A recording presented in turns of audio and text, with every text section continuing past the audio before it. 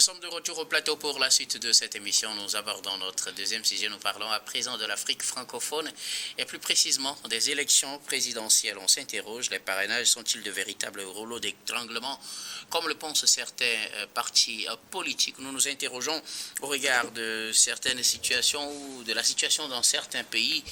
Les parrainages en Afrique francophone, plusieurs pays finissent par adopter cette méthode pour réduire le nombre de candidats aux élections présidentielles. On a vu le cas des parrainages au Sénégal, bon, ce qui n'a pas, pour le PASTEF au pouvoir actuellement, ce qui n'a pas été réellement un problème à cause de la popularité de ce parti, mais aussi des conditions de parrainage, puisque les parrainages, qui doit donner les parrainages n'est pas pratiquement la même chose d'un pays à un autre. Les parrainages qui posent problème au Bénin pour le parti et les démocrates, qui sont aujourd'hui hors de la course, puisqu'ils n'ont pas pu rassembler les parrainages nécessaires. On va parler également de parrainage pour le cas de la Guinée, qui se prépare à faire ses élections de fin de transition, où le parrainage est important, parrainage surtout des maires, mais on se rappelle que le général Doumbouya a procédé à une modification de la situation, puisqu'il faut faire maintenant des élections générales, des élections législatives aussi qui sont annoncées, et pour le moment, c'est des présidents de délégations spéciales qui dirigent les communes. Or, les présidents de délégations spéciales, on sait, ils sont nommés, alors que c'est ceux qui sont nommés là, qui doivent donner des parrainages. On s'interroge si ils peuvent fournir les parrainages à des gens qui se présenteront contre, en tout cas, le général Doumbouya. Autant de questions qu'on se pose. Est-ce que finalement, les hommes politiques ou les dirigeants se servent de cette question de parrainage pour éliminer indirectement leurs adversaires les plus farouches? Nous nous interrogeons avec nos invités. Je commence par vous, Daimou Body. Oui, je pense que cette question de parrainage doit être vue de deux façons. D'abord, c'est quoi cette histoire de parrainage? C'est quoi l'objectif? Quand on voit beaucoup de pays, même en France, même beaucoup de pays en Europe, instituent cette question de parrainage pour valider la participation aux élections. Déjà, vous savez que la magistrature suprême, donc la présidence de la République, est un poste sérieux. Et les élections d'un président de la République doivent se faire d'une façon sérieuse. Et donc, on ne peut pas permettre à n'importe qui de venir poser sa candidature. Vous savez, il y a des gens, juste parce qu'ils veulent de la popularité, en temps, c'était des cautions qu'il fallait laisser. Mais maintenant, on comprend que la caution n'est plus un problème pour certaines personnes. Dans certains pays, 50 millions, dans d'autres 20, 30 millions. Ce n'est pas vraiment un problème pour certaines personnes. Ils peuvent juste être des aventuriers, venir juste déposer la candidature, histoire peut-être pour son plaisir, de se faire connaître, juste pour avoir un CV, juste pour pouvoir écrire sur son CV, candidat aux élections présidentielles. Donc on voit qu'il y a assez d'aventuriers qui ces derniers temps se multiplient, sans pour autant, déjà quand vous voyez la façon dont les gens battent campagne, on comprend qu'ils n'ont même pas l'intention de gagner, mais ils sont juste là pour accompagner les autres. Je pense que c'est dans cette logique que la question de parrainage s'impose, histoire de servir de filtre pour pouvoir décanter les candidats et n'enregistrer que des candidatures sérieuses, des candidats qui vont réellement challenger.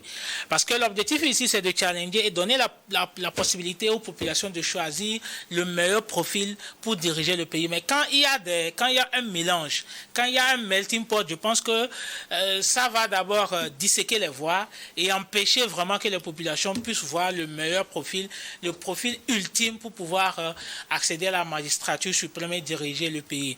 Donc la question de parrainage en soi, l'idée originelle ou bien l'idée créatrice de cette histoire de parrainage est très bonne, elle est très bonne.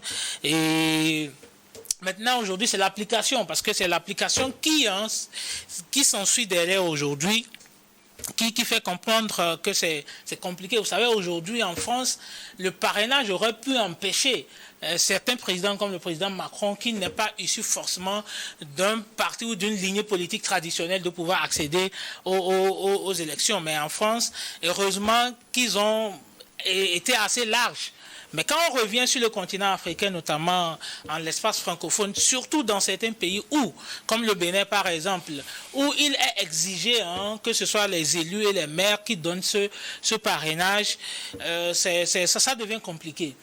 Déjà, l'objectif, quand je prends particulièrement le cas du Bénin, c'est qu'un parti politique puisse au moins participer activement à la vie politique. Parce qu'il y a certains partis aujourd'hui qui sont à l'écart de la vie politique. Ils n'attendent que les élections.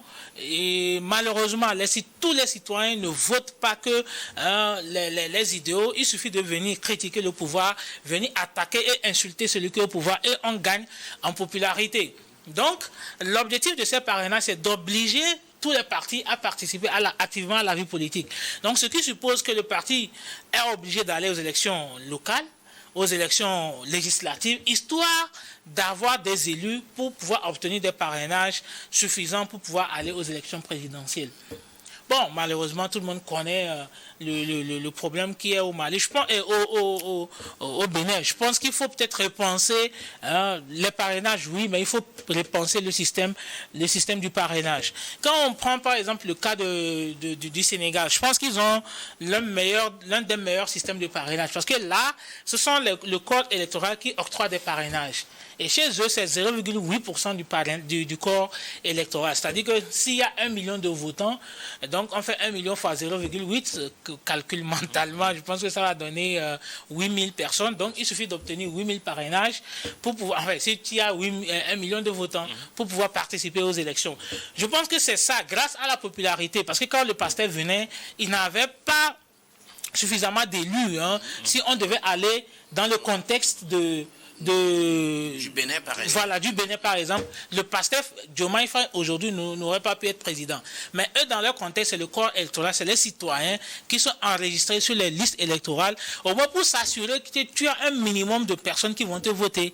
Parce que si toi, tu vas aux élections et que tu n'arrives pas à avoir au moins 0,8% de personnes qui vont accompagner et valider ta candidature, c'est que, voilà, ces élections, parce que tu vas faire dépenser l'État, parce que l'État doit financer ta campagne, l'État doit assurer ta sécurité tout au long du processus électoral et toute la logistique qu'il faut mobiliser, parce que plus le nombre de candidats augmente, plus la logistique et tout ce qui va avec augmente. Donc tu vas faire dépenser l'État inutilement alors que tu n'as pas la trempe nécessaire pour pouvoir être candidat. Et dans certains pays comme la Guinée, là le cas guinéen il est extrêmement grave. Extrêmement grave dans la mesure où l'objectif du parrainage, c'est de s'assurer que le parti a la popularité populaire, en fait, nécessaire pour pouvoir aller aux élections. Maintenant, dans le contexte où les élus, il n'y a pas eu d'élection législative préalable pour avoir les représentants réels du peuple, où les maires ne sont pas élus issus des conseils municipaux, mais sont des délégations spéciales, donc nommées. Donc là, le problème se pose. Donc ce n'est pas vraiment un parrainage où c'est la force du parti qui se donne ce parrainage. Parce qu'aujourd'hui, le parti n'a rien à faire. Tu vas aller négocier avec des gens qui ont été nommés par quelqu'un. Est-ce que ces personnes ne seront pas à la solde de celui qui les a nommés? Donc vraiment, aujourd'hui, malheureusement, les gens utilisent la question du parrainage pour exclure leur adversaire. Le cas le plus flagrant est celui du Bénin, même si aujourd'hui, la dynamique du président Talon, je pense, le bloc républicain, voilà, s'en lave les mains, se dit que c'est un problème interne au niveau du Parti des démocrates. L'on se demande, est-ce qu'il n'y a pas une main noire derrière aujourd'hui qui manipulerait le député qui a retiré sa candidature? Donc, s'il y a cette possibilité, nous savons qu'en politique, il y a ce qu'on appelle les calculs politiques. Si aujourd'hui la personne voit ses intérêts beaucoup plus de l'autre côté, contrairement aux intérêts que son parti lui propose, je pense que la personne va facilement, malheureusement, trahir son parti. Donc je pense que il fallait aussi un cadre juridique assez spécifique pour pouvoir encadrer cette question de parrainage. Et je pense qu'il y avait un système assez intéressant que les partis ont mis en place. C'est-à-dire que les parrainages ont été déposés au parti, dans l'enceinte du parti, sans que les noms des candidats ne soient donnés, ne soient connus. Et donc je pense que c'est au parti que la personne a accordé son parrainage. Bon, on ne sait pas par quel mécanisme la Cour constitutionnelle s'est prise pour pouvoir invalider le parrainage que le député Sodinou a lui-même et volontairement déposer.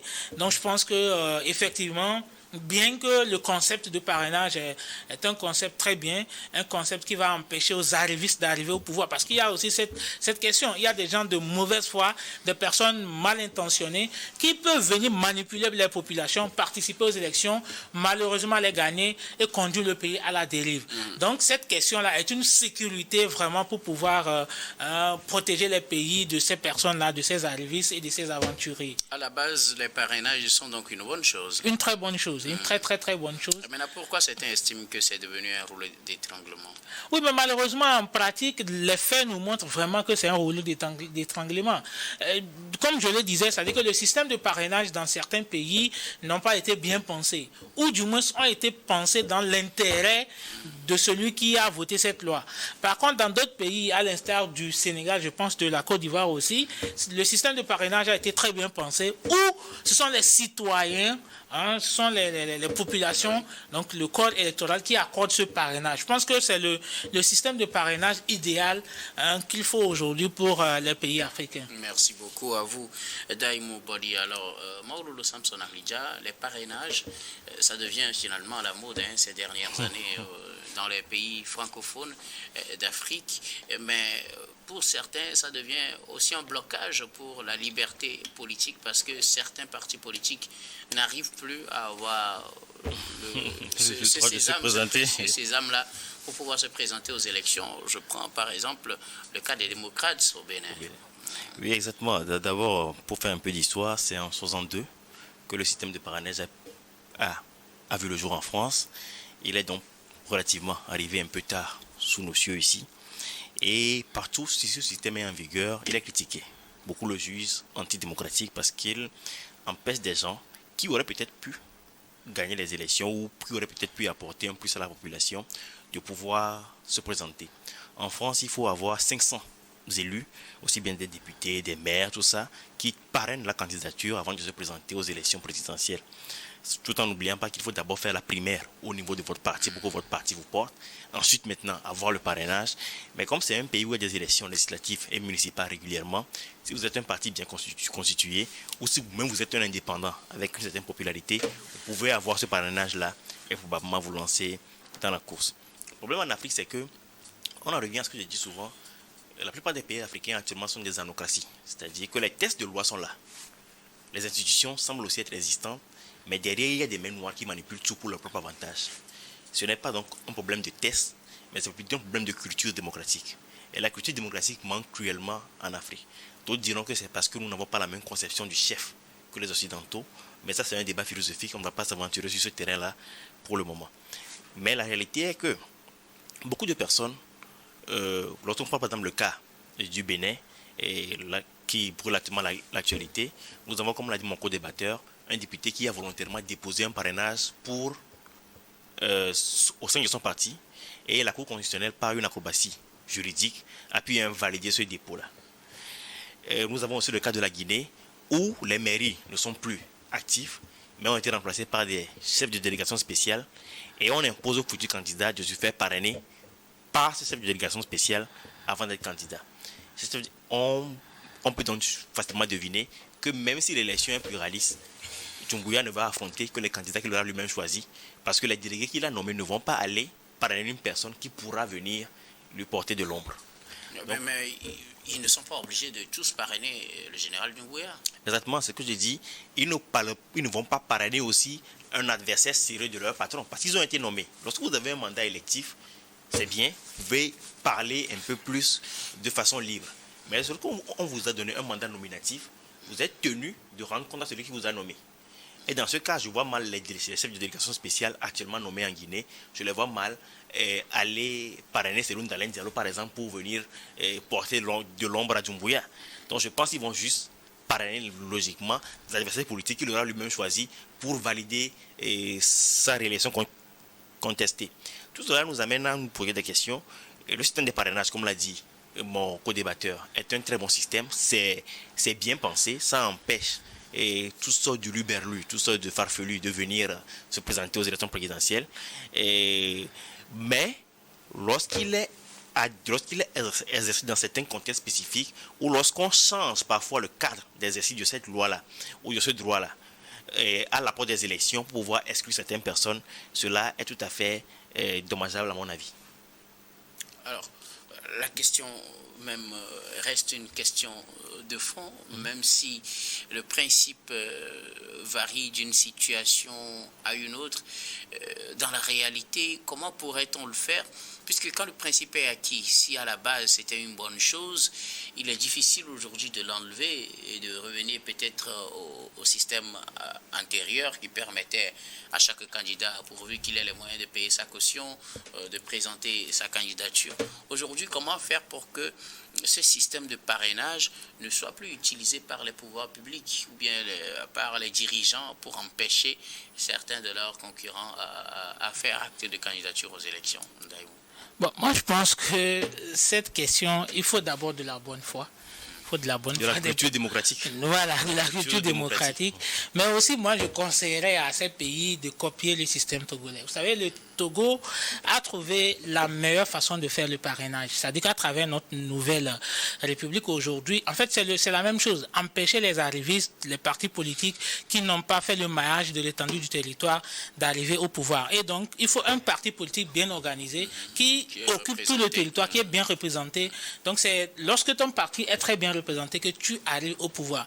Mais au Togo, la chance est que ce n'est pas un quelconque élu qui te donne le quitus, mais c'est la population qui donne le quitus à ton parti et donc tu peux arriver au pouvoir. Je suis certain que dans quelques années, beaucoup de pays comprendront que le système, la République togolaise est la meilleure et les gens copieront. Maintenant, pour revenir à leur système actuel, vu qu'ils n'ont pas encore copié notre système, je pense que le meilleur système aussi, c'est le système sénégalais, où parce qu'aujourd'hui, on ne peut pas empêcher les citoyens d'accorder leur parrainage à un parti. Et donc, je pense que la meilleure solution, c'est d'adopter ce système, que ce ne soit plus les élus, mais que ce soit plutôt les citoyens, qu'on voit un pourcentage du code électoral, qu'on exige un certain nombre de parrainages d'obtenir afin de pouvoir être candidat. Maintenant, si les gens ne veulent pas aller dans le système de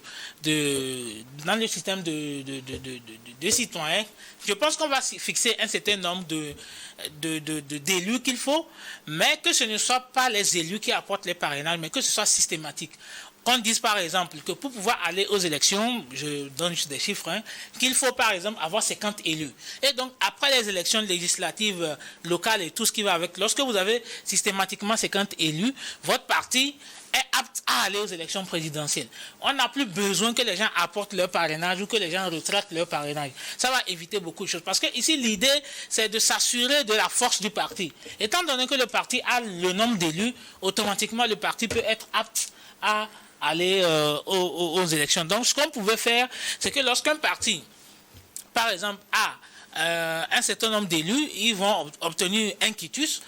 On ne va pas attendre les élections présidentielles pour leur donner ce quitus. C'est-à-dire que vous avez les élections législatives. Juste après les élections législatives, l'Assemblée donne un quitus selon le nombre de partis que vous avez.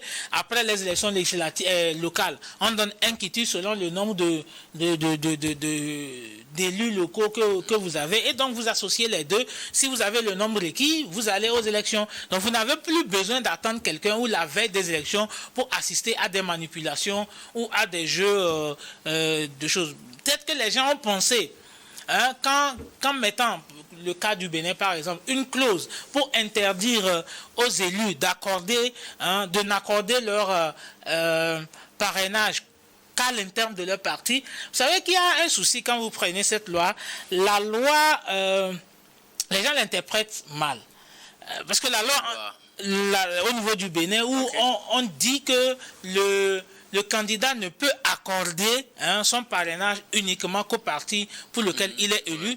Les gens comprennent cette loi comme une obligation pour l'élu d'accorder son parrainage systématiquement au parti. Donc je pense qu'ils doivent revoir cette loi pour que ce soit beaucoup plus explicite, pour qu'on ne revive plus la situation là. Parce qu'au-delà de tout, ce ne serait vraiment pas du tout intéressant que le bloc républicain remporte les élections sans les partis les démocrates. C'est-à-dire que le jeu politique ou bien l'adversité ne serait pas intense et en même temps c'est privé à ce peuple béninois là la possibilité de choisir le meilleur profil. Qu'est-ce qui prouve que le candidat du parti des démocrates, s'il avait été candidat, n'aurait pu gagner les élections. Et donc, c'est un manque à gagner pour le peuple béninois. Et c'est la même chose qui risque d'arriver en Guinée si la situation reste telle qu'elle est.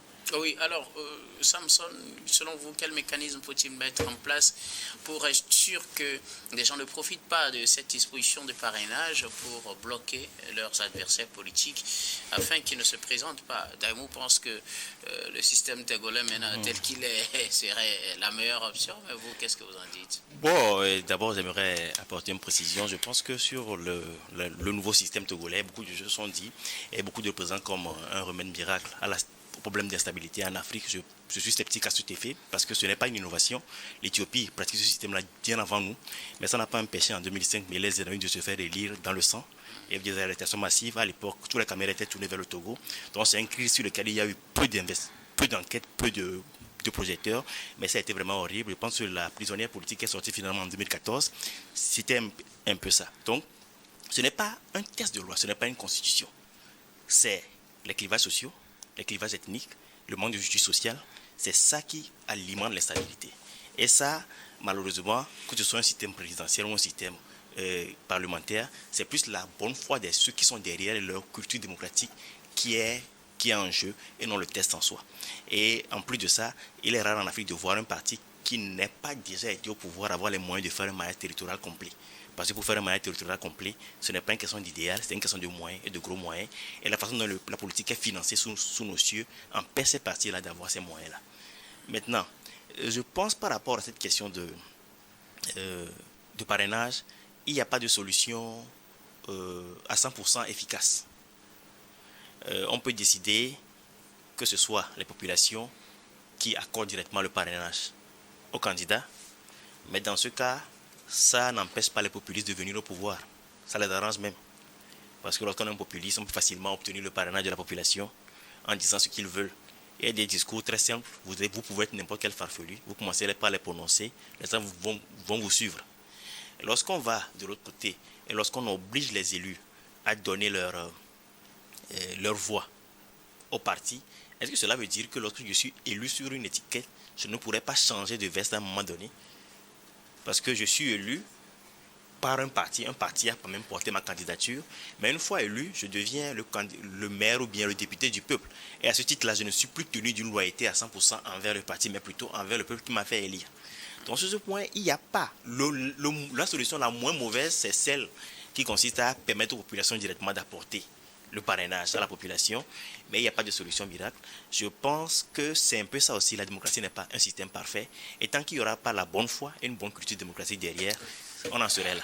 Mais moi, rapidement. Oui, moi je pense que je vais encore revenir sur les systèmes togolais. Qui est la copie du système éthiopien. Vivement, si beaucoup de pays aujourd'hui copient nos systèmes, je pense que ça peut assurer une stabilité. Ça n'a rien arrangé en Éthiopie, justement. Vous savez, le cas éthiopien n'est pas forcément le cas togolais. Mais je vous garantis que le cas togolais serait une réussite. Non, ça n'a rien arrangé en Éthiopie. Je vous garantis que c'est une réussite. Si ça arrangeait les choses, l'Éthiopie ne serait pas aussi instable qu'elle est actuellement. Merci beaucoup. D'accord.